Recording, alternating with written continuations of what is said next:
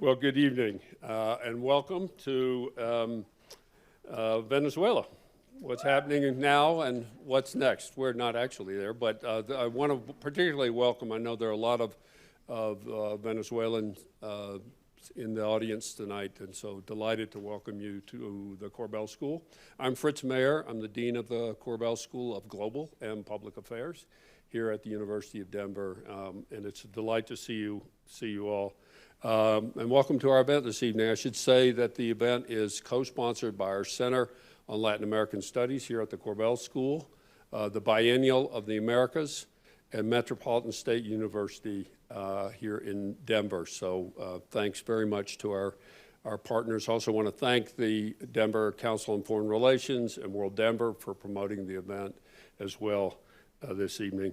We have a great panel this evening to discuss not only the events of the past couple of weeks, but also what happened before and led up to it, and what happens next, and what are the repercussions of it. And indeed, I suspect we'll get to Greenland before we're over here. We'll have an initial moderated conversation with the panelists, and then we'll open up for questions. What we'll do, you have cards in your seats. What we'd like is as you think of a question, write your question on the card, and we'll collect them the team will collect them, and we'll get to as many of them as we can. So,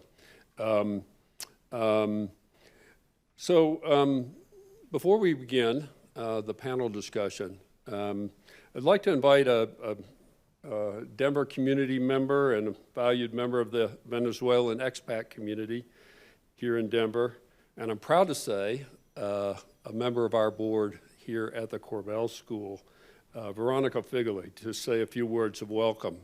As many of you know, Veronica has held many roles in business and in community life here in Denver. Most recently as Chief Development Officer at Action Opportunity Fund, which is the world's nation's leading nonprofit small business lender, and as President and CEO of the Denver Public Schools Foundations.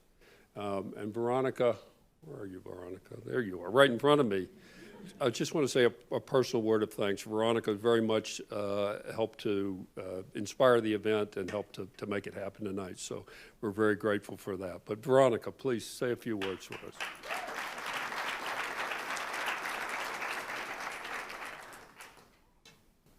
Well, thank you. And wow, what a wonderful room full of faces that I have seen before and many that I have not. Welcome, bienvenidos. Before we begin, I want to take a moment to acknowledge that forums like this cannot take place in Venezuela. The freedom to gather, to speak openly, and to debate critical issues is a privilege denied to those in Venezuela. Thus, our family back home remains silent out of fear while we celebrate Maduro's removal. In the early hours of January 3rd, my son Mateo woke me up with the news that Maduro had been captured. My heart raced as I learned Maduro and his wife were en route to the United States. It was an unbelievable roller coaster of emotions. Over the last 25 years, we have seen our hopes for change rise, only to watch the regime return stronger and more violent. I felt a flicker of hope. Yet, I was profoundly saddened as I saw social media turn into virtual battlegrounds. Those who had previously shown little concern for Venezuela were suddenly wielding this moment as a hashtag. While many Venezuelans abroad face online backlash simply for celebrating. In contrast, I was moved by the supportive messages and inquiries from those seeking my perspective on the unfolding events before jumping into conclusions. This, in part, inspired tonight's gathering. To grasp the gravity of the situation, consider these facts. I must say, understated due to the regime's lack of transparency. Since 2014, nearly 25% of the population, 8 million people, have fled the country. Some call it the largest mass migration event in the history of the modern Americas. I am grateful to Coloradans for welcoming so many of them. Nearly 18,000 political motivated arrests have occurred, with detainees as young as 14. And there's still 800 in jail today that have not been freed. 80% of the population lives in poverty. 80% of the population lives in poverty. Nearly 60% of that 80% in extreme poverty. A public school teacher earns between $5 to $15 a month. What you're going to be paying in parking is what a teacher makes in Venezuela. While a basic basket of food for a family of 4 costs approximately $500. There is no teacher that can teach that math. Behind these numbers, there are real people, often loved ones of the Venezuelans that are here tonight, and for that, I recognize.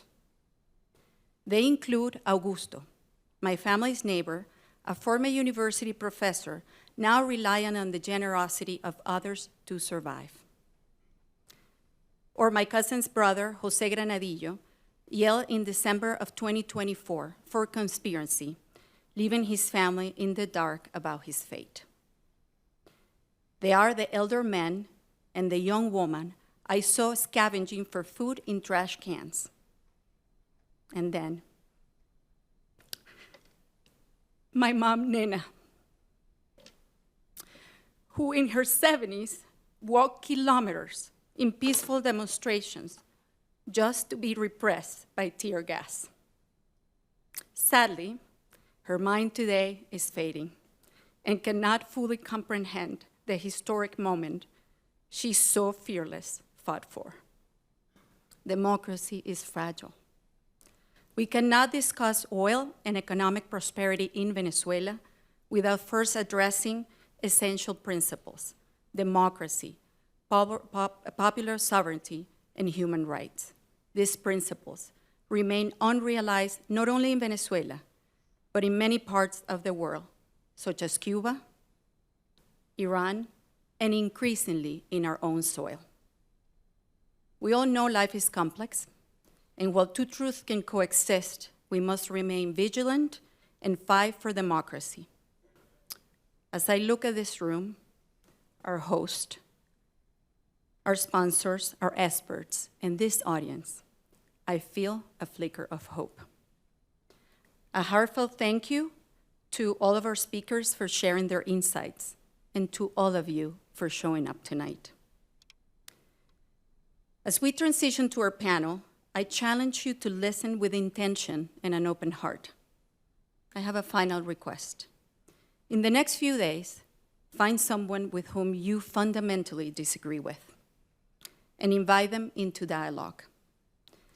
Seek through that dialogue to understand how their lived experiences have shaped their beliefs, and don't jump into discrediting them.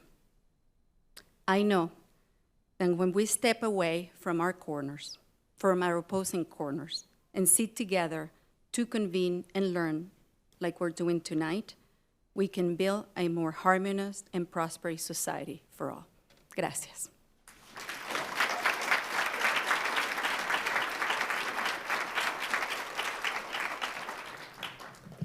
Thank you, Veronica, for those great words. A great way to start the evening.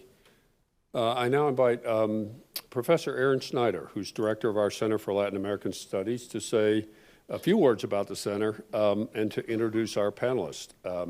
Aaron is the Leo Block Professor of International Studies at the Korbel School, where in addition to directing the Center on Latin American Studies, he also directs our master's program in international development.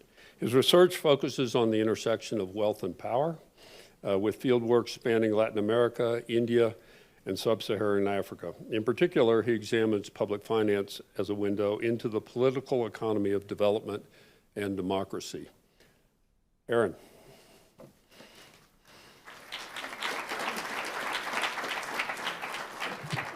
Thanks, Fritz, and thanks, Veronica, for your words, powerful words. It's a real pleasure to be here, to work with the Biennial, to share time with MSU, and to look into this event. I want to thank everybody here, the community, for being here. I'll make a quick plug for the Latin America Center. I am the inaugural director of the Latin America Center, and we formed it in 2014, shortly after I arrived, and we felt that it was really important, essential, that a university in a state that used to be part of Mexico, where there's a large Latin American population, whose culture remains heavily influenced by Latin America. Our state is Colorado, after all. Football team is the Broncos. It's essential that the Korbel School have a strong Latin America Center that celebrates and lifts up a vision of working respectfully with the people and countries of Latin America.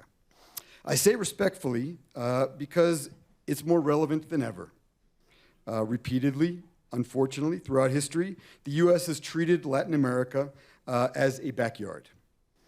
Through events like this one, curricular innovation, scholarship, the Korbel Latin America Center seeks to build a healthier relationship with the people of Latin America and the people of the U.S., anchored in respect. So I will say a few words of introduction of our illustrious panel, beginning with Janine Davidson, who is the president of Metropolitan State University of Denver since 2017. She's a nationally recognized thought leader in higher education, U.S. foreign policy, and national security. She began her career as an Air Force officer and later served as the 32nd Undersecretary of the U.S. Navy, appointed by President Barack Obama. She has also chaired the Department of Defense Policy Board and served on the State Department's Foreign Affairs Policy Board. So thank you, Janine, for being here.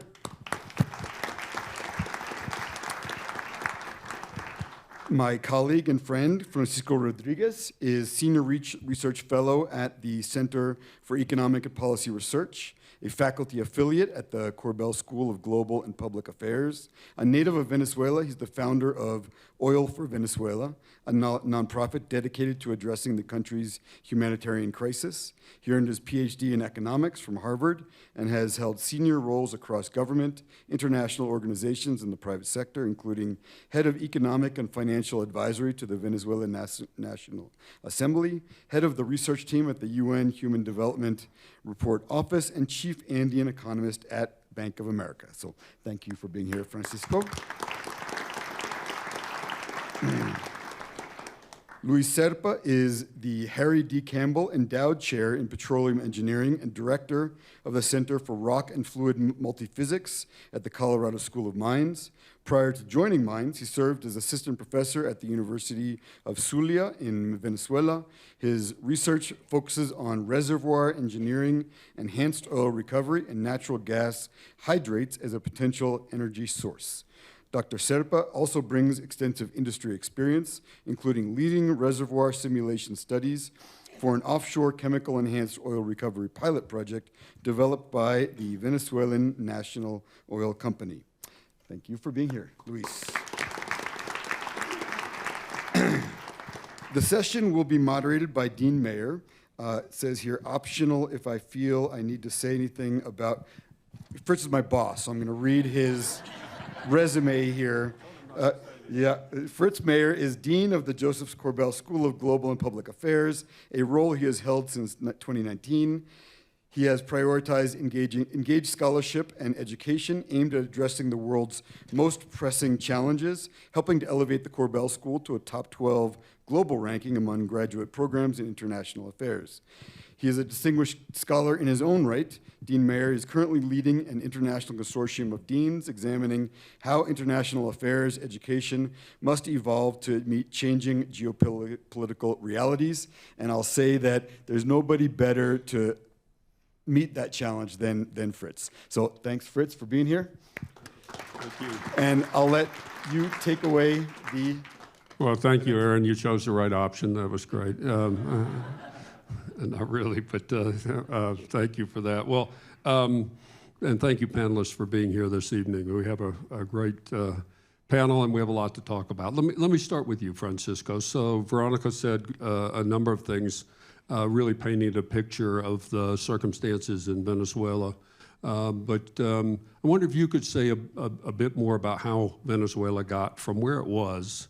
And Chavez came in '98, I think, and the Chavez-Maduro years, how Venezuela had such an amazing collapse. You've written a book, I should plug his book, it's The Collapse of Venezuela, which has gotten a lot of press, and you may have seen Francisco's been in much demand lately for that and for all his insights. But just help us understand just how dramatic a collapse this has been in terms of the economy, the scale of the diaspora, et cetera. Thanks very much, Fritz, for this opportunity to have this conversation about Venezuela. And there's a lot of numbers in my book, and I came prepared to recite some of them. But when I listened to Veronica's moving words, I thought, this really captures it. It captures something that all Venezuelans feel, which is that we had a country, and that country fell apart. That country disappeared. That country doesn't exist. And the country fell apart little by little. It's not, you can't pinpoint a particular moment. Of course, we can think, when we get analytical about it, there are these moments where this happened and Chavez came to power and then Maduro and all of that. But when we really think about the change, it all happens little by little. In fact, the country that I was born into was the richest country in Latin America. It was one of the richest 25 countries in the world. It had an income per capita, this is in the 1970s, that was just 12% lower than that of the United Kingdom. And this country didn't do well and hasn't done well for the last 50 years. And that's actually an important fact. I actually wrote a book together with a colleague, another Venezuelan economist, Ricardo Hausman, called Venezuela Before Chavez. And the subtitle was Anatomy of an Economic Collapse. So when we started writing this book, we looked at the last quarter century of the 20th century, and we were already calling it a collapse. And then, of course, several years later, I said, well, that was a mistake. That wasn't the collapse. The real one was what came later. And this is what more directly Veronica was talking about.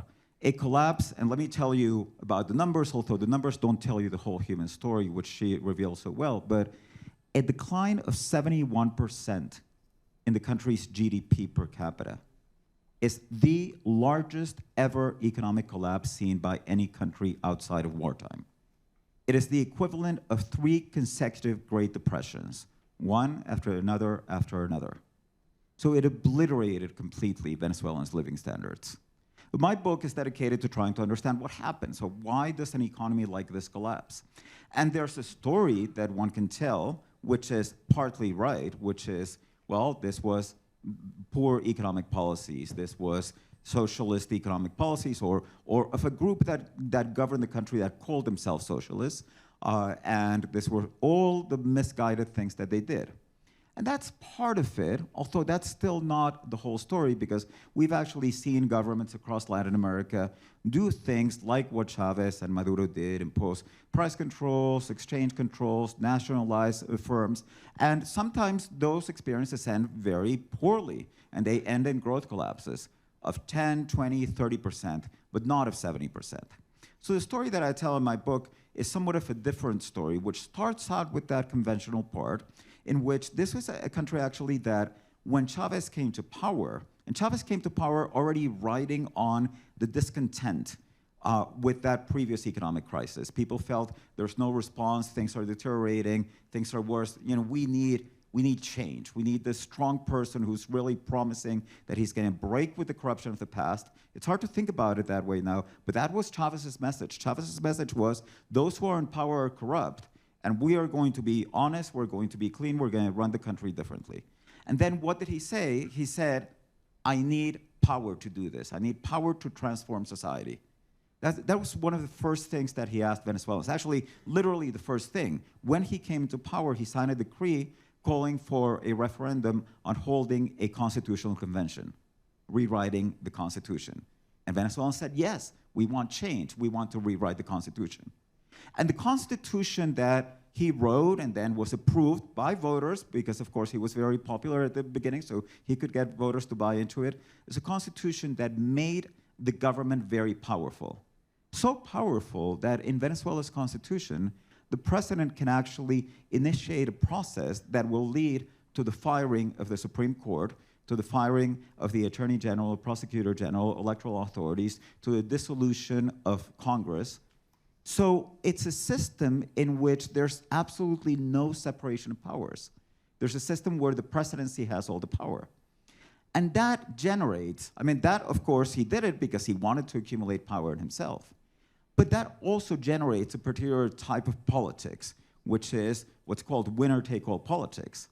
And that's a moment in which you see that it completely transformed the political landscape so that you didn't have room for agreements. You didn't have room for collaboration, for cooperation. So that when, for example, in 2015, after Maduro, the economy starts doing poorly, Maduro becomes very unpopular, and the Venezuelan opposition wins control of the National Assembly, this is a moment in which in many other countries you would have expected, well, there's a president from one party, there's an opposition from another party, they're going to reach an understanding. There's going to be what's called cohabitation. Well, that didn't happen in Venezuela. What happened was that the government got more repressive, and there's a moment at which the opposition said, well, if we're not playing any game here, what are we going to do? And then they take a decision, which is also something that's helped along by US politics, which is, let's try to get the US to impose sanctions on Venezuela. And then the US imposes sanctions on the Venezuelan oil sector with the idea, and when they imposed them, the idea was that these sanctions were going to drive Maduro from power in a matter of weeks. So there wasn't even really, and they were imposed by President Trump in his first term, there wasn't even really thinking about what this was going to do to the economy because Maduro was going to be out soon. Well, they did a lot of harm to the economy, and then we ended up in a situation which is like the worst imaginable world. You have a brutal dictator who is in control of the country, and you have a sanctioned economy, and you have no way to get out of it. So what happened in January 3rd is that, for better or for worse, there was a way out. And we can disagree, and I personally disagree in the way in which it was done. And I disagree with it because I think that there are international norms and there are international rules that govern relations between countries, and it's better to live in a world in which those rules bind, and where great powers can't go into another country, regardless of how evil the leader of that country is. Because once we open up that spigot, once we open up that door, then, well, you know, that's exactly the same pretext that can be taken, or that was taken by Russia to invade Ukraine, that could be taken by China to invade Taiwan. But nevertheless, even though in principle, in theory, and in reality, I believe that those rules should hold, there is an amazing sense of relief that all Venezuelans had. And I must say, even Chavistas were just happy to see Maduro gone. Even the people who voted for him were happy to see Maduro gone because it means the possibility of change. And that's the threshold at which we stand right now.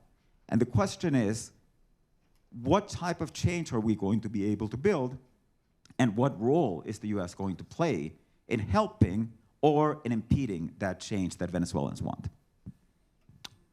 Well, that paints a very vivid picture of the situation. If I could stay with you just for one more minute, just to give us a little bit of the landscape of the political dynamics in Venezuela. So Maduro's gone, and my Uber driver in Washington was Venezuelan, and so I had a conversation with him, not unlike what Veronica talked about. He had a business, he lost, he fled with his wife in just a suitcase. He made a life in Washington, but he was thrilled in a way that Maduro was gone. But he also was worried because Maduro's vice president, Delcy Rodriguez, is in power, and so that regime is there. And the opposition, led by Maria Corina Machado, appears to be, I don't know, it's a dynamic thing, but it appears to have been initially at least frozen out by the Trump administration. Say just a few words about the extent to which there really is an opening for real political change in Venezuela in light of, after Maduro, Well, that morning that Maduro was taken, nobody woke me up. I actually was up all night just following it. And then it was just like this big roller coaster. And then at 11 a.m., which was 9 a.m. for us, Trump starts speaking. And then we're listening to him. And then we suddenly hear that he says, Maria Corina Machado is not prepared. She doesn't have the respect to run the country. And we're talking with the vice president there. And this was one of the moments I was in a WhatsApp chat with my friends and colleagues with which we discussed Venezuela, some of them in Venezuela, some of them in the US.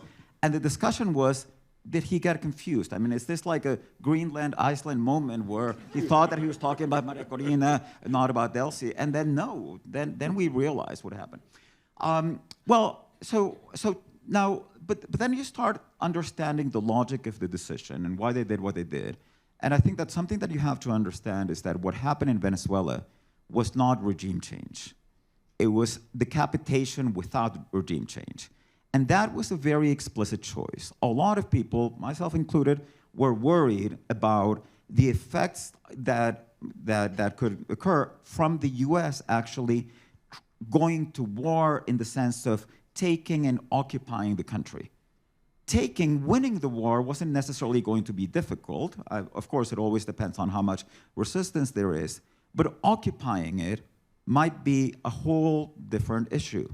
Because then you get into issues like, well, there's the ELN, which is a Colombian guerrilla. There's the FARC dissidents. What happens if there's a break in the army? The opposition comes in and it decides that it's going to go after the Chavistas. What if the Chavistas split, part of the army splits, and you end up having a Colombian-style civil war? And then who's going to maintain order? Is it going to be US soldiers?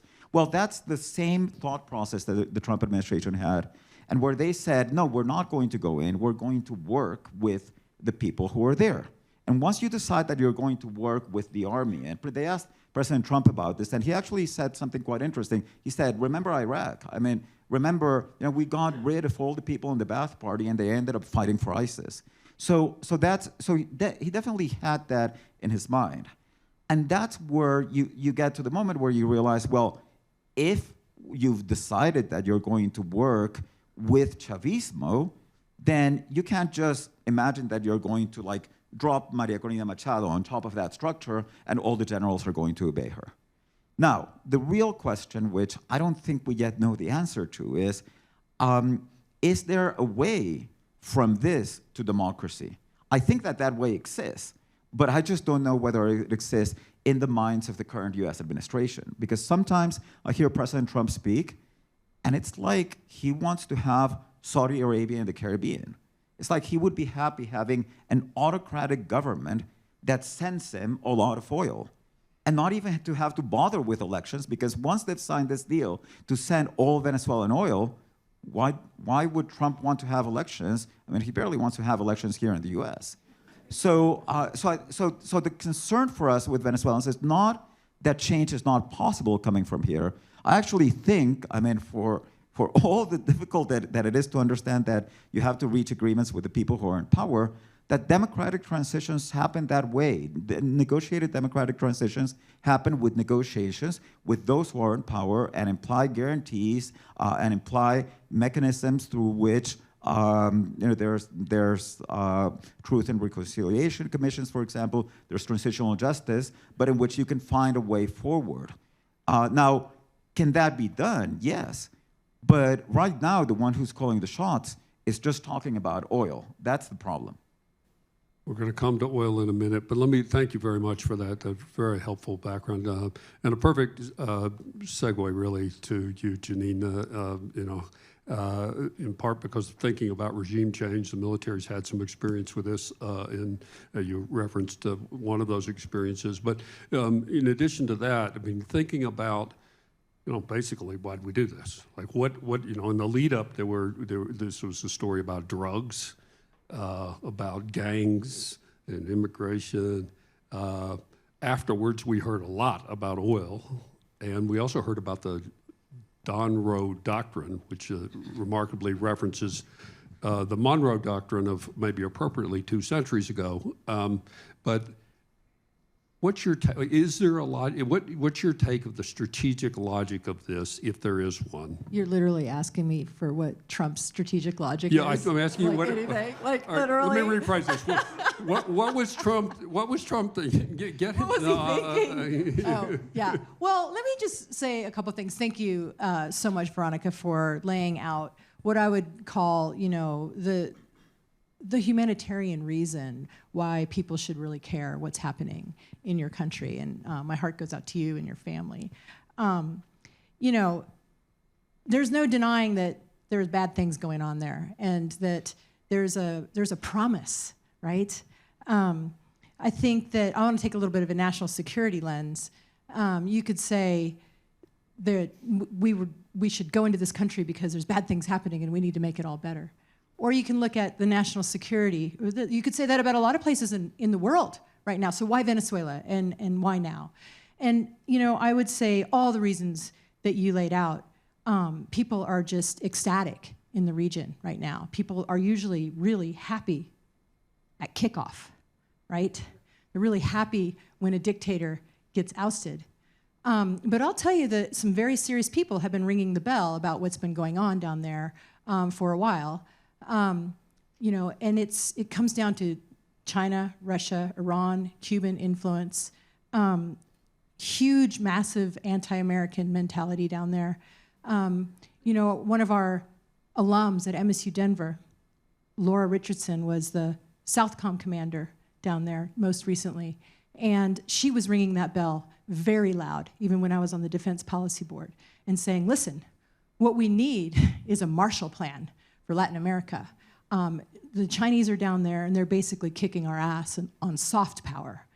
But more than that, I mean, the weapons that are in Venezuela that are supplied by the Chinese and the Russians, the anti-air, there's like 5,000 man pads that need to be taken out. I mean, these are just there.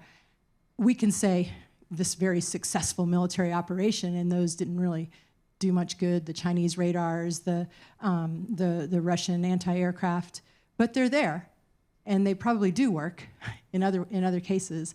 And the influence that is in this hemisphere has really been a concern for a lot of people, and there hasn't been a lot of conversation about what to do.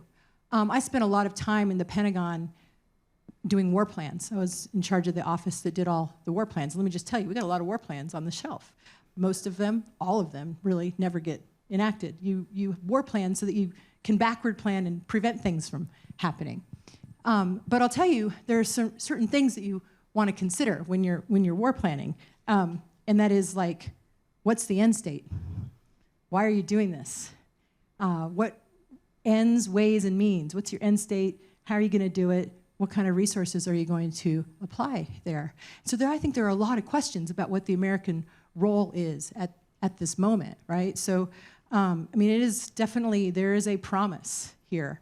And there is also a peril as well. And you laid out some of those. But it is kind of a new day for Venezuela, potentially. People, as I say, always cheer when a dictator gets toppled. But then the very next question is, now what? Now what? And war planners are constantly saying, well, and then what? And then what? I mean, the promise to me when I see and I hear Veronica speak and is a functioning and a free and a friendly Venezuela. So what does that take? Well, when you look at all the things that are wrong with that country, and you laid it out very well, economic, it's basically a police state, which is, oh, by the way, enabled by Chinese technology. Political prisoners, the economy's in shambles. You don't just flip a switch and decapitate the government and think everything's going to be okay. this is a serious nation-building situation, which we have decided we don't do anymore. So I have some questions about how we're going to get to the promise that people seem to think we are about to have. You had Secretary Wright say that it's all about oil and commerce and not soldiers and guns. That's quaint, because I will tell you that there is no commerce and oil without security, right? And when you have such a police state as you have to really take care of some of those things first. I mean, the playbook for toppling a government and nation building is pretty intense. I mean, you have to create security, you have to turn the economy back on. That doesn't just happen overnight, and I'm sure you have a lot of things to say about the oil economy. It can be done, but it is also a matter of will. And oh, by the way, you know who plays a big role in nation building? USAID, the State Department, allies, friends. These are the things that we don't have anymore. So I worry that the promise of a free and functioning and friendly Venezuela may be a little ways off. And we can talk a little bit more about the other repercussions globally about what's happening. Well, let me just follow up quickly on that. So, I think in Trump's initial thing, said we're in charge, we run, we're going to fix it. Run it. We're going to run it, right?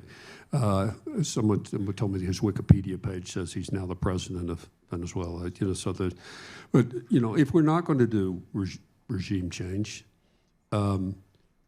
what are our levers? He basically says, well, they're going to, Delcy's going to do what I say because, we could do something worse than we just, there's sort of this threat, but even, personal threats, but then in addition, the sanctions, the embargo on oil, the manipulation of that. What levers do we have, assuming there remains an appetite in the administration to do more than it has done to get Venezuela back on its feet or to transition to democracy or any other goal? Yeah, I mean, I did say there's a playbook for nation building, but let me also say it doesn't work very well, right? And so we can take some lessons from Iraq, and I think to their credit, they are trying to not do what happened. The biggest mistake in the Iraq invasion, aside from the decision to do it in the first place, which was the number one foreign policy mistake up until about 2023, was that they basically disbanded everything. So they had, all civil servants, the Baathists, the military, everybody just go home, don't get paid, go out on the street, and you know what that means. And so that was a big disaster. And so they've decided to not do that. And they're hoping that they can wrap their arms around the existing regime and get them to do what is needed. But there still needs to be a lot of investment. What do they have, $170 billion debt? And so what's left of the Inter-American Development Bank? Who's willing to put the money in? Who's coming in? Those are levers, but they require trust and belief. And I think, again, you can talk again about where the oil industry is and whether they're willing to put their efforts in turning this industry back on. Those are real levers, but people have to come. And I'll say that one of the things that I worry about at this moment in time is there's a big inflection point in Venezuela, but there's an inflection point in the global order itself. And that global order for 80 years was designed and led by the United States and underwritten, yes, by our economic and our military power. But one of the things it gave us was convening authority. When we said, everybody, we need to go this way, people did it. I mean, we screwed things up a lot, but people followed us. And I really worry that we have squandered that ability to lead in the world. I want to come back to that point and sort of step back out of the Venezuela situation and talk about the geopolitical landscape and what the implications may be. But before we do that, let me turn to you, Luis, to talk about oil.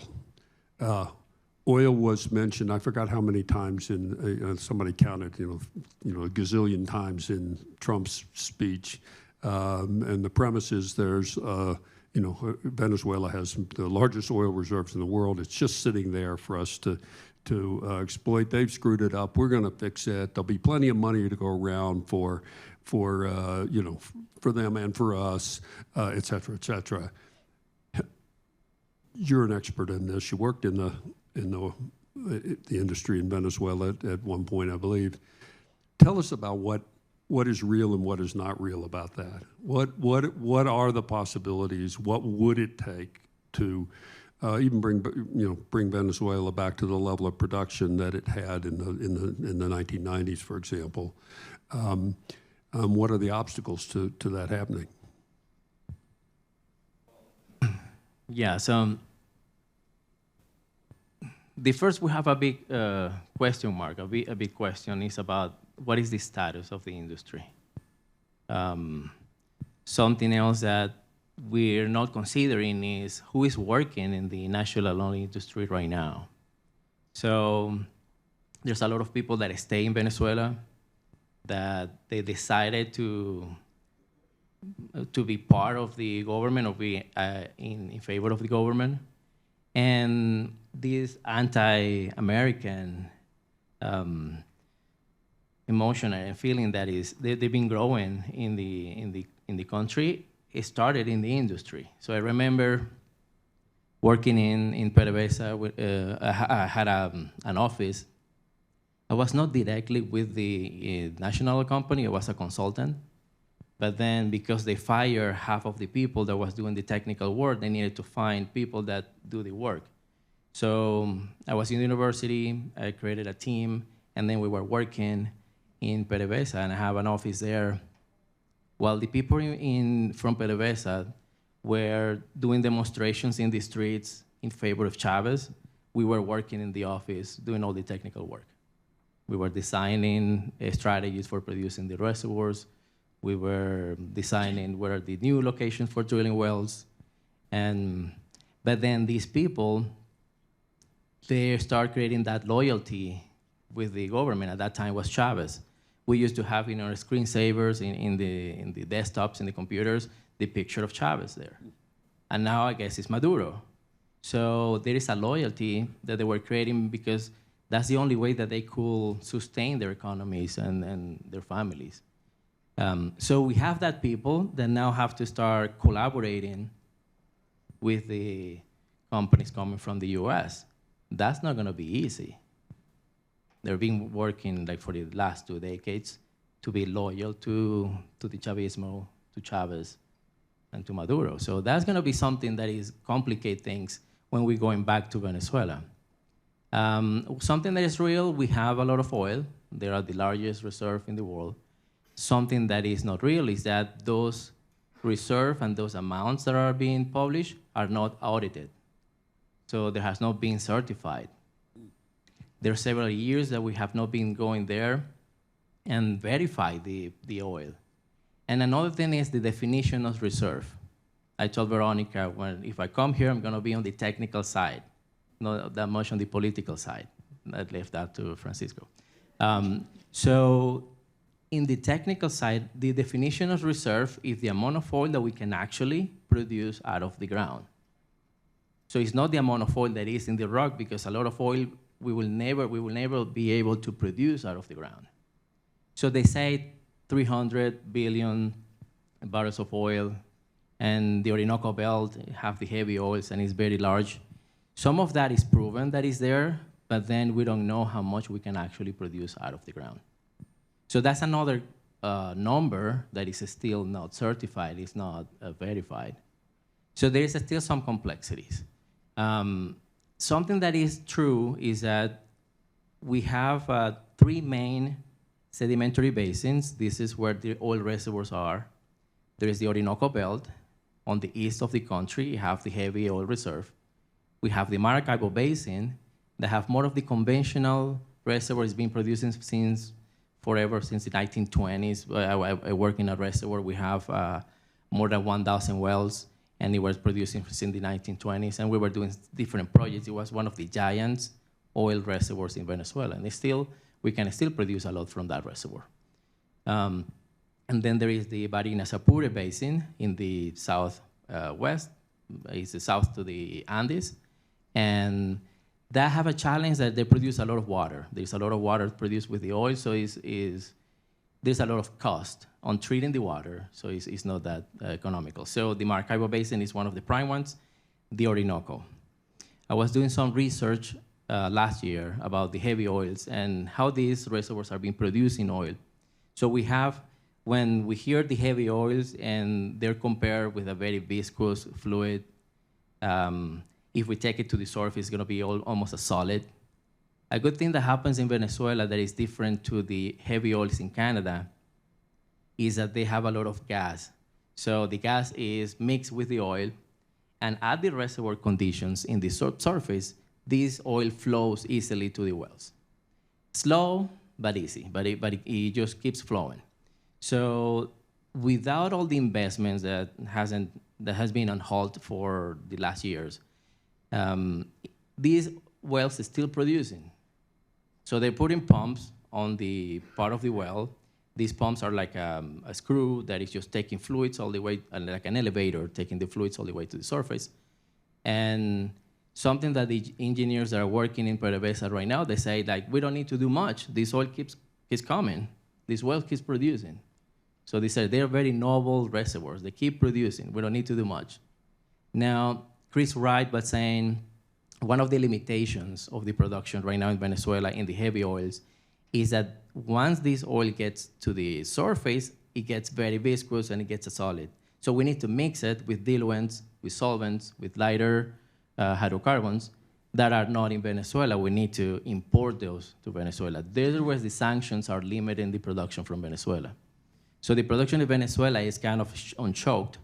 They cannot produce more because they don't have these diluents to mix the oil. Chris Wright says we can start sending 300 million barrels of diluents to Venezuela, and we're going to start maximizing the production, and we can increase the production 50%. Maybe it's doable. Maybe it's doable. We don't know the status of the pipelines to take that to the ports and to the upgrading facilities in Jose in Venezuela. But the thing is, there is oil, we can produce it, we know how to produce it, so that's what Trump will say, we can get the oil. But there are complexities because we need to work with the people in Venezuela. I suspect Trump didn't know of the complexities. But it's really, I mean, I love this. I'm the son of an engineer, so I love the detail here. You observed probably the president called in the leaders of the big oil companies, and they all sat around the table. And apparently afterwards, I guess Exxon said, made the mistake of saying it's uninvestable. We can't invest. It's not a good investment. And so he said, well, we're going to cut them out. But as you watch this, though, and let's assume you were advising U.S. companies. Given the price of crude in the world now, the complexities that you mentioned, both on the technical side and some of the, I know you don't do the political side, but you've seen, how this works in Venezuela. If you were quietly advising U.S. oil companies, would you say this is a good place to put a lot of money at this time? This is off the record, so this is you can. No. Oh. Yeah. There was an article recently in the Denver Gazette, and they asked me the same question, and they say, well, and Luis said bluntly, no, this is not a good place to invest the money. And the issue is a trust. It's a trust problem. So ExxonMobil was hit twice. They were getting expropriated for their assets 2 times. And then, again, considering the people that is working there right now, the people that is still in the government, and the people that is working in the industry, these anti-American feelings. So it's not going to be that easy. And then if right now they can secure or they can guarantee some of the investments, what I see is that down the road when the U.S. start looking for Greenland or start going for another locations, and start getting distracted, they can go back. They say, these are our resources, and they have the right. These are their resources, and then they're going to nationalize again, and then they're changing the deals again, the plans. So that's the risk. That's the big risk that is right now. We're seeing that there may be opportunities for smaller companies that are more flexible, that can go faster, start producing the oil, and then making some money and recovering their investments early. But it still is that trust on the government, and then there have to be, I say, there have to be a legal framework that the leases, how the leases are going to look like, the contracts that they're making to go there and making the investments, and then how that's going to be protected over the years. Because when we get into a project for oil and gas, we want to produce for several years so we can recover the investment and then making the profits. So in these cases, will that assurance of the investments is going to be there? And that's the big question right now. So they remove the head, but they're still there. It's the same government. Yeah. Well, you paint a picture of why this is not so simple, for sure. And I was just wondering, Francisco, as you're listening to this and thinking about the challenges of rebuilding the economy as an economist, oil is always a tricky issue. There's the oil curse literature, I'm sure. And but as you look at this, what if you were now advising the government? You had a role at one point in the government in Venezuela. What would you say is the strategy moving forward to rebuild the Venezuelan economy? Well, we have to start with the oil sector. So getting the oil sector right is key.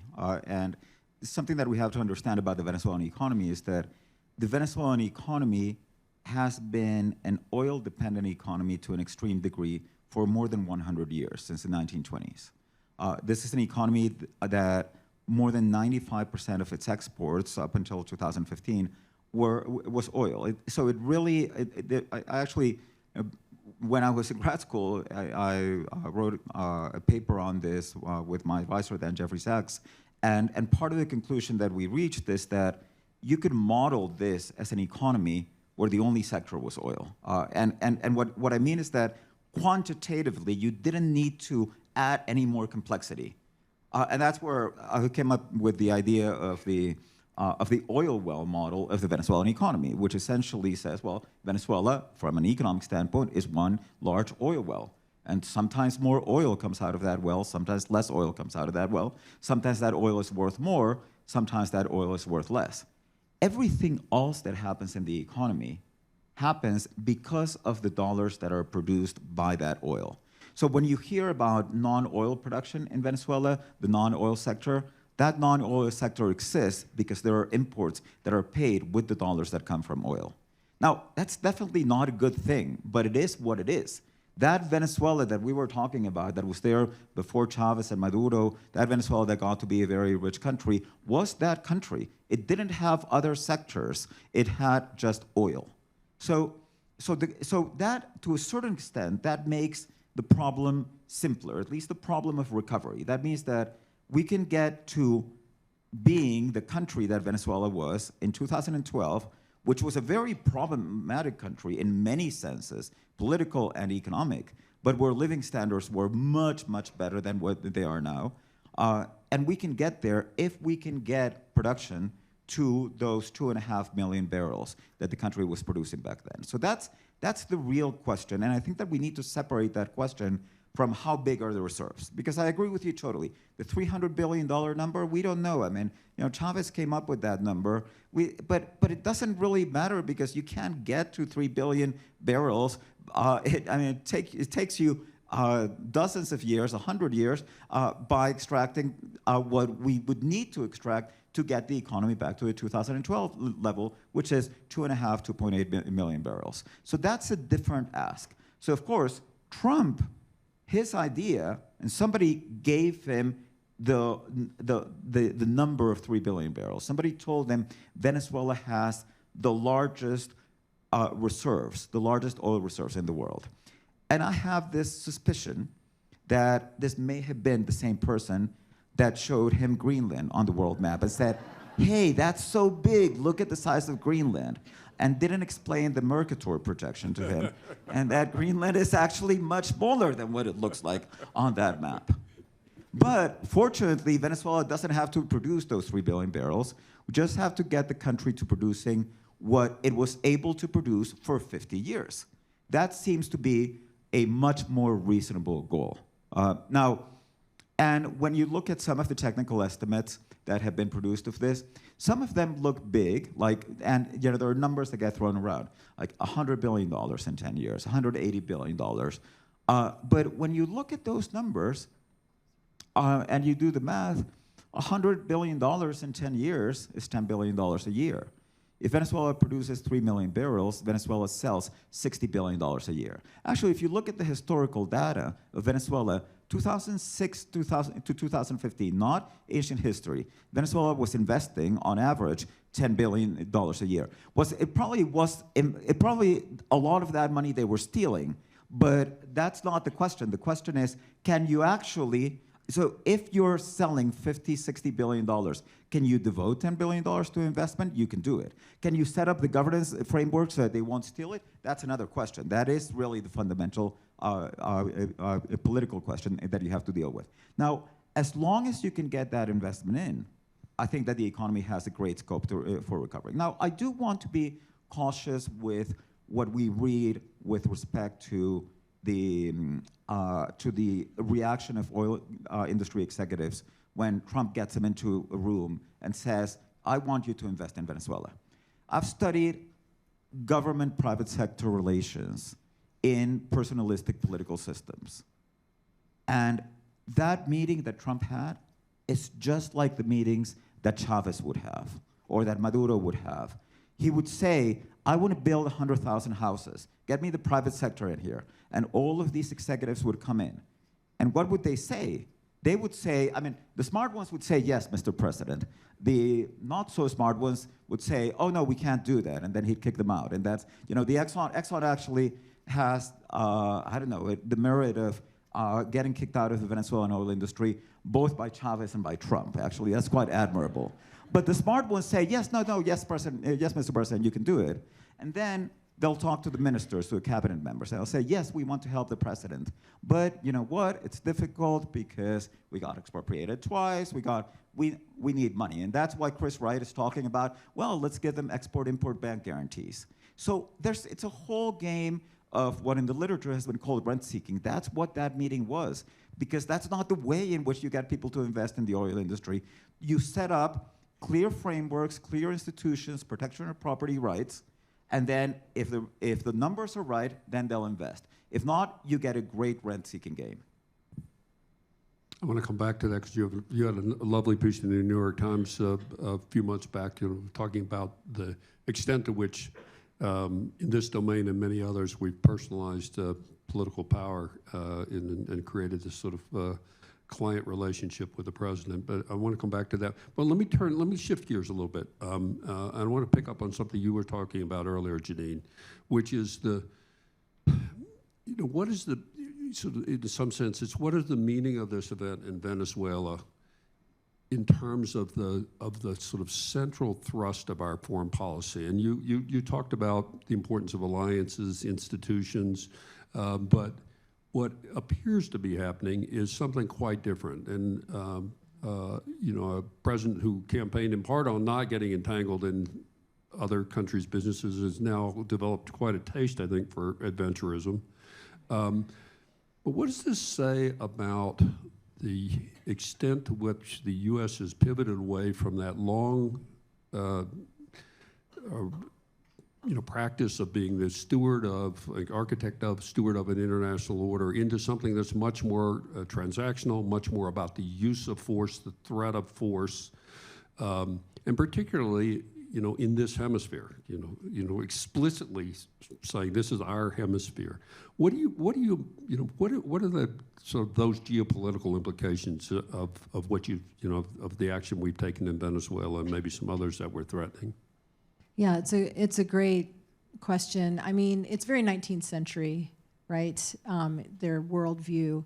A lot of us you know, we grew up in this environment of the post-World War II global order. I mean, it's been fairly stable for us Americans and for a lot of our allies.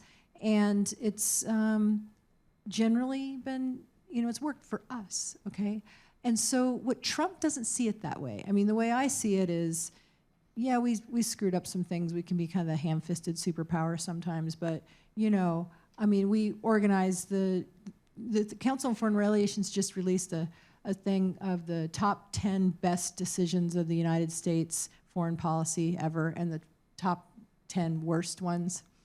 And like 5 of the top 10 were Bretton Woods, the UN, NATO, the Marshall Plan. I mean, these are all the post-war international order things that created a system where people had trust and where, you know, the United States led. Trump doesn't see it that way. He sees it as very transactional. He thinks that NATO is free riding. Yeah, they can pay more. We've been saying that for a long time. It doesn't work the way he thinks it is. You don't like just pay dues. It's like ridiculous. But you know, the NATO for all its flaws is the most powerful military alliance in the history of the world. And it does usually generally what we say. So I don't know why you would want to throw that away. And so, you know, those of us that have been in this business for a while, we read his national security strategy and we were all kind of like texting each other with words like, that was some weird shit. You know, or that's kind of bizarre. Like, what do you think that means? But it very slowly starts to unfold. You know, the Monroe Doctrine, the Trump corollary to the Monroe Doctrine, people are like raising their eyebrow. But then he also says in the national security strategy, basically says to the Middle Eastern countries, your Saudi Arabias, you know, like, yeah, you can do whatever you want. Like, we're not going to get in your business. None of this, like, remember that whole chapter 6.5 interventionist in the 1990s? We're not going to do any of that. We're not coming in if you're not running your country in a humanitarian, democratic way. Like, you can do what you want. Now, Europe, on the other hand, y'all are screwed up. You're too woke. You know, he's going to tell them all these kinds of things. But the net of it all is spheres of influence, it seems, right? So Russia, you can kind of do what you want. The Trump-Putin thing has always been very confounding to me. You know, he's on, he's off, he's on NATO, he's off NATO. But, you know, it's kind of like you can do what you want over there. And then China, kind of the message there is that's your sphere of influence. Now, my husband's Australian. So you can imagine what it feels like if you're in Australia. And believe me, they're all doing what all the rest of our allies are now doing. They're saying things like, out loud, we're never going to trust you again. They've said this. And they are now trying to figure out how do they secure their own, you know, security in a, not only in a global order where America may not have their back, but where America may not be working on their side, like at all. And so for the Australians, they're now living in a bad neighborhood and they don't have, you know, the security guarantee of the United States. At least that's the implication. And so they're planning. You see the Canadians, for heaven's sake, doing military exercises like just in case. And then there's the whole Greenland thing. So this is the worldview, and you don't just flip a switch and turn it back on again. You don't surge trust. Let me. I said we would talk about Greenland, so I can't resist.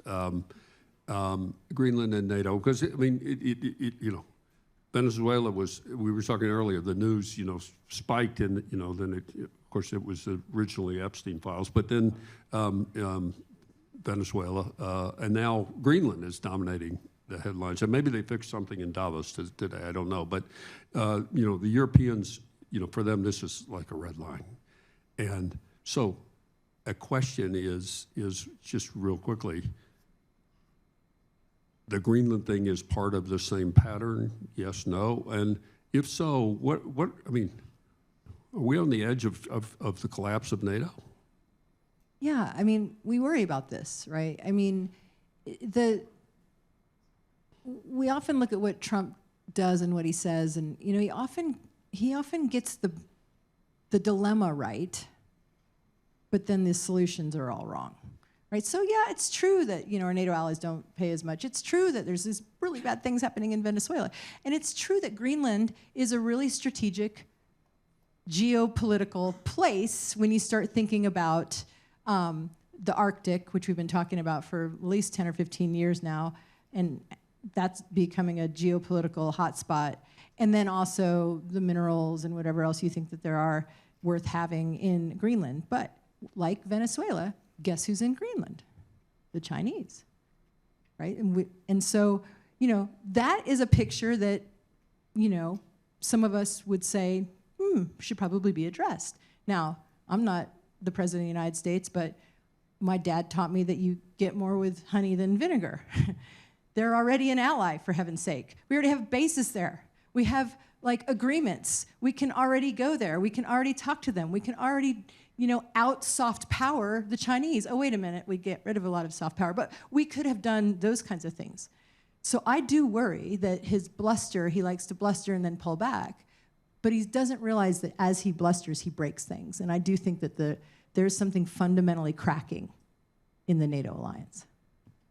I'm going to bring it back to Venezuela, but the connection partly wanted to go there because you sort of see the possibility of the U.S. sort of moving to the next thing, or at least Trump moving to the next thing, and not staying the course or to stay, keeping a focus on Venezuela. So I think well worth worrying about. We're going to turn to the audience for questions in just a second, but I do want to bring it back fully to Venezuela and maybe just a quick round robin here. We had an event here last night, 1 year of the Trump administration, which in dog years would be 7. But 3 more years to go. So I'm going to ask you, 3 years. What is life like for Venezuelans? If you could put your crystal ball, and it's always risky to do that, but are you optimistic that things will be significantly better for the picture that Veronica painted at the beginning in terms of the economy, in terms of the political situation? Maybe we'll just quickly go around your take on it, and we'll start with you, Francisco. I'm optimistic for 2 reasons. The first one, as I explained, is that there's a huge scope for economic recovery. I mean, the economy is in the doldrums, but it's in the doldrums to a great extent because of its oil sector, and the oil sector is not hard to recover. Now, I'm also optimistic on the political front, but for a different reason. As I said, I don't think that Trump really cares that much about democracy, and I think that he would be content with an authoritarian state. But ultimately, I don't think that it's up to Trump. The reality is that in Venezuela, there was a dictatorship, but it was very, very difficult to install that dictatorship. If you think of all the times that Venezuelans mobilized, of all of the protests that occurred in Venezuela, of the fact that in the 2024 elections, despite the fact that you had the levels of repression, I mean, the team of Maria Corina Machado, they couldn't put her in jail because it would have been just such an absolute scandal that could have propitiated the intervention then. But they put every single one of her close collaborators, hounded them, and put them in jail. Under those conditions, having people come out and vote against the government, it demonstrates something that I think we're ignoring in the picture about Venezuela, which is the deep democratic tradition that Venezuelans have. Venezuela has, to this date, the longest streak of competitive democratic presidential elections in South America. And in Latin America, second to Costa Rica, which also has a deep tradition. That's not something that's easy to beat back. So I think that we Venezuelans are going to recover democracy, not because of Trump, but despite Trump. Thank you for that. Luis, optimistic? No, I think it's more difficult than that. So, yeah, the people of Venezuela wants the democracy, and I think, yeah, we grew up, like in my case, we grew up with that, those values of democracy and the freedom. But the thing is, we still have the same players in the government. So they're probably going to start collaborating on the economical side. They're probably going to start collaborating by opening the country for investments and for production of the oil. But yeah, I don't know, I see a difference. So we've been hit so much with this flick of hope that we get at some point. One time we have Chavez removed from the government and he was in jail. 3 days after he came back. Now Maduro is on a trial and he played not guilty. So how's that gonna play? Is he gonna come back after the trial? Or they're gonna start collaborating and then start opening the country? But yeah, I don't know, I'm not that optimistic, so. So let's see how it's gonna happen. Janine. I'm heartened by your optimism. I'm not a deeply a Venezuelan political expert, but when I think about the role that an outside actor plays, the decapitation strategy, as they call it, which is as opposed to regime change, which is what we just did, the risk there is that there's another layer of people that are just as bad and the next layer, and I would leave it to you all to tell me whether that's true or not. What you're saying is there's a layer of, or an array and a culture of people who don't want that, and that gives me some hope. But I also agree with you that to the extent that we get to that free, friendly, and functioning Venezuela, it may be in spite of the United States. I think the minimum acceptable, or the minimum we can hope for the United States is not that they're going to come in and help create that democracy and help run the elections and do all those things. I think what the United States' core interest of this administration would be, at a minimum, that the bad guys are out. China, Russia, Iran, Cuba, done, go home, and that the oil's turned back on.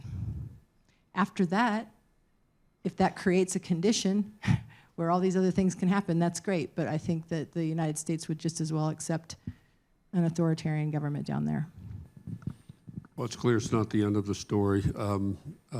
So we'll revisit this, I'm sure, on another occasion to sort of take stock. What I want to do now is turn to the questions from you, from the audience, and I have a number of them here. Some from our online audience, which I should acknowledge, so thank you for joining us if you're online. First one here is, can you talk about regional aftershocks in South America? There have been overt threats to Colombia and Cuba, but if you're, how is this playing in Latin America? I don't know who would like to take. Why don't we? I tell you what. Why don't we do this? We're going to take a couple of questions, and then we're going to pick which ones you want to answer. So, in the interest of time, I know we started a little bit late, so we're going to go for about another 15 minutes. Okay. And this may be one for you. Considering Venezuela's history with an economy dependent on oil, how is Venezuela different from OPEC countries like Saudi Arabia, UAE, et cetera, that have dictatorship and where we tend not to see democratic institutions? I'll pick another one here.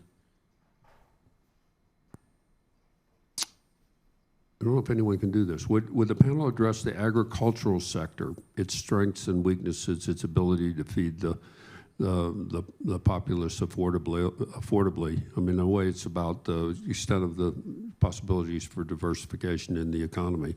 So let me, who would like to take? So I'll start with you. Janine, what would you like? I'm definitely not an expert on the agricultural sector. I was going to give Latin you that America. one. So, but I mean, I think the point about how would an authoritarian oil-producing state in Venezuela, why is that not just as acceptable? And I think that's what I just described. That is what I think that the Trump team would think is just as acceptable. Francisco or Luis? I wanted to comment on what is the difference between Venezuela and the OPEC, or the other OPEC countries that have authoritarian governments, and we have like the Kingdom of Saudi Arabia. Like the corruption, there have some corruption in the country, but it is controlled by the prince, by the royal prince. So if it gets out of hand, it's gonna be bad. So they control the corruption levels, and that's what we don't have in Venezuela. In Venezuela, we don't have that strong power from in this case, the Kingdom of Saudi Arabia. And they genuinely want the best for their countries. So something that the royal prince in Saudi Arabia is doing is opening the country, is flexible, making more flexible the laws that they have, the religious laws, and is making things better for everybody in the country. We have the smaller Emirates countries.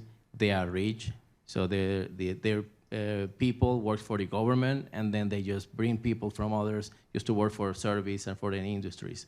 So they controlling that resources of the country, so it's benefiting their people. In Venezuela was different because the level of corruption within the government was so high that they were just looking for their own independent or individual benefit. They were not interested on the people. One of their goals was to maintain the people poor so they can just feed them and then keep them a little happy, but they keep supporting them because they just rely on the government to keep the survival. So there's a different way. Good. Francisco.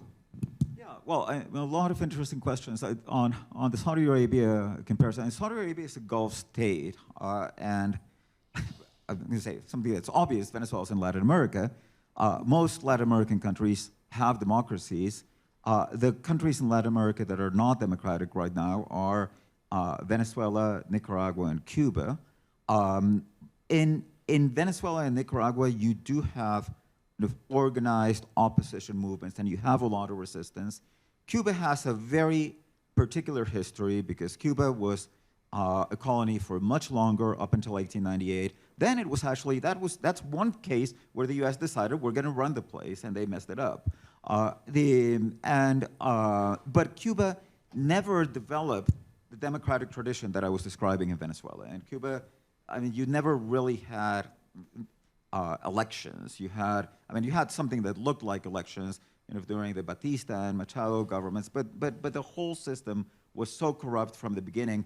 And partly for something that actually does worry me about Venezuela, because when you impose that protectorate, what the U.S. did when it decided, when the U.S. wins the Spanish-American War, takes control of Cuba, and then it decides that it's going to run the place, what happens is that local politicians build an incentive to lobby the U.S. because they know that whoever is president is not because they win an election, it's because the U.S. wants them to be president. So that distorted Cuban politics a lot, and I think that's why Cuba is not a good analogy. But Gulf states like Saudi Arabia, they're very high income. The wealth, the oil wealth, relative to the number of people is very large. So it's a completely different environment where people can live as well, if not better off, than they would in a developed country. That's not something that Venezuela or Nigeria or Algeria can sustain. Something briefly on agriculture.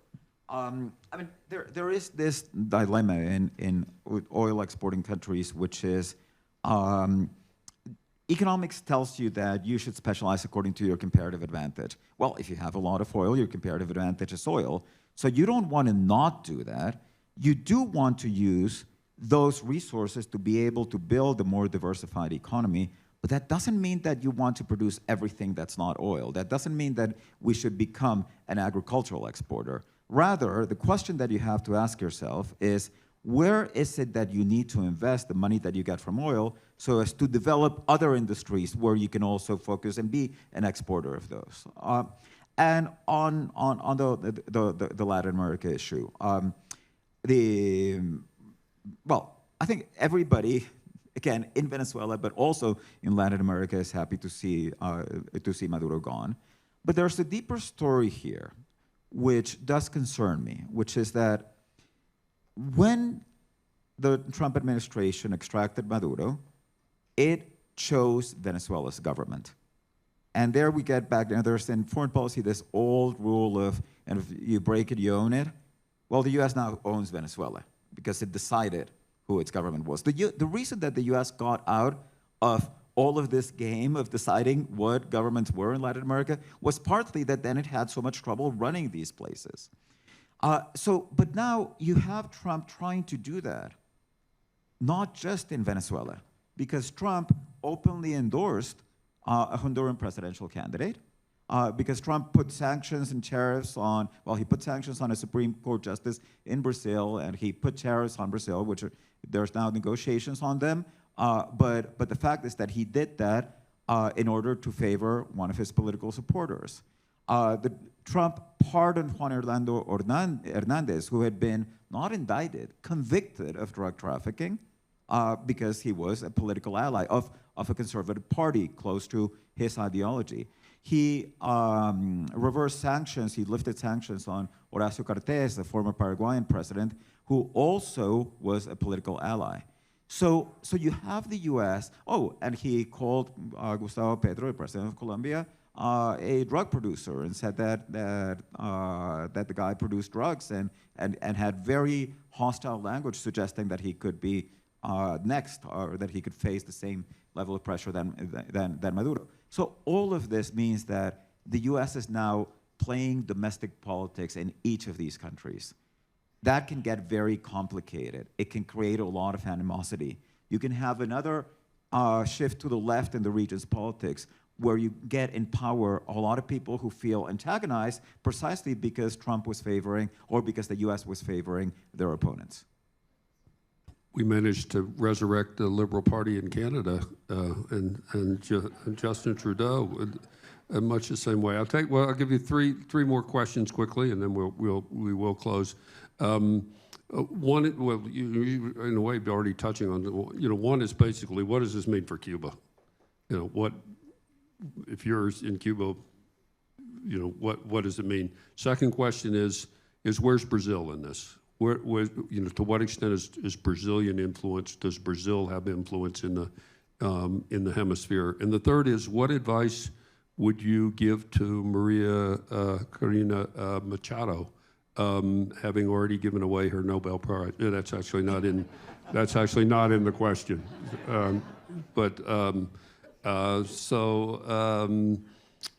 Who would like Cuba, Brazil,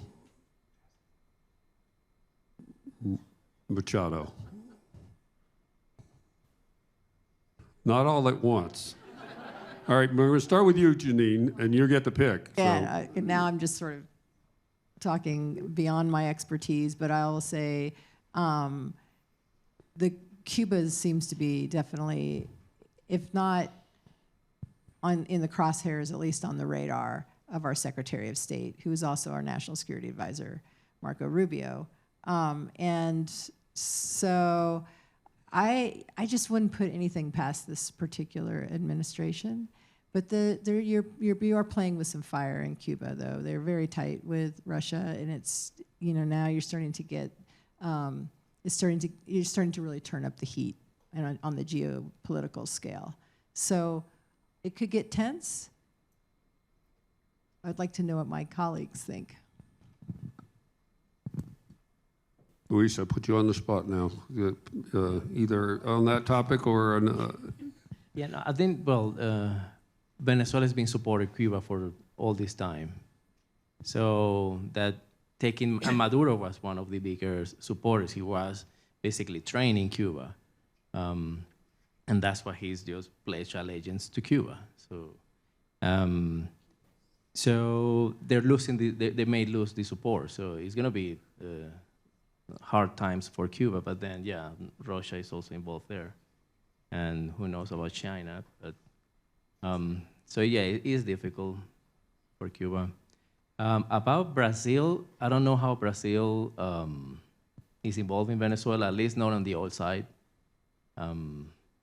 So from the oil side, when I started working in the industry, PDVSA, the national oil company in Venezuela, was the second ranked, the second best national oil company in the world.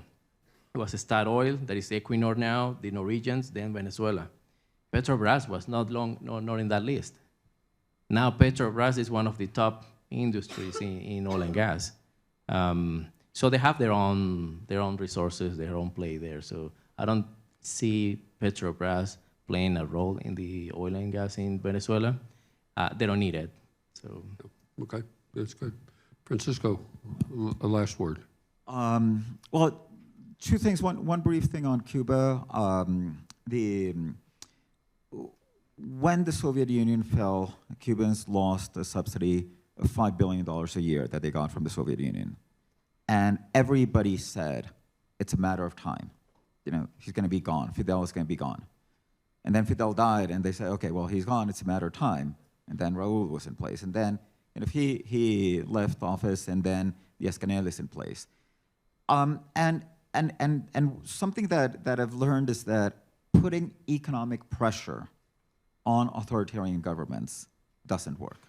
If you try to generate regime change by making life more difficult, you're just going to make life more difficult for the people in there. It actually a lot of times works in favor of the government, because the government actually becomes more powerful vis-a-vis civil society when people are poorer. So that's when the government can extort, can blackmail. That's when people just don't have any other choice but to live off of the handouts of the government. So, and it's a lesson that we learned in Venezuela. I mean, there were sanctions on Venezuela. There was a blockade. I mean, Trump actually imposed a total oil blockade on Venezuela. That wasn't what got Maduro out. Maduro was gotten out militarily. So I do think that things are going to be tougher for Cubans. I can't see a road from that to regime or democratic change. On Maria Corina Machado. Well, the first thing that I would say is there's no reason why you have to put all your eggs on Trump's basket. I mean, I understand that Trump has a lot of power, and Trump right now has the power to drive Delcy from power and put you in. But that's not the strategy that you want to play. I mean, because I don't think that you want to be in there because Trump put you in. You can be there because you won an election, because Venezuelans supported you. And yes, if you need the US's help, build it in a way that's bipartisan. Talk to everybody. And also think carefully about why was it that, because it wasn't, we were discussing that earlier. Apparently it wasn't just Trump's decision that she couldn't be put in power. This came out of national security assessments. It was apparently the recommendation of Marco Rubio also, who was actually the person who nominated Maria Corina Machado to the Nobel Prize before he learned that he was going to be Secretary of State of Trump. And he learned the big mistake that he made retroactively. So the thing is that there is a problem in generating change in Venezuela, which is a problem that plagues politicians from the opposition, which is that the more hardline anti-Chavista that you are, the more that you say, this is the fight to the end and we're going to drive the Chavistas from power, the more mobilized that opposition supporters are, and the more popular that you become. But nevertheless, when it actually comes time to govern, you're going to have to cut deals. And you're going to have to cut deals with some of those people. So democracy needs popular support. It also needs skillful politics. And what I think that the Venezuelan opposition has to learn to do is to learn how to take advantage of the opportunity that I think that they have now to cut a deal in which, not everything is going to be pretty, but it's the best chance that Venezuelans have to open a road to democracy. Well, we're going to have to leave it there. Please join me in thanking Francisco Rodriguez, Luis Serpa, Janine Davidson for a fabulous conversation. And thank you all for being here this evening.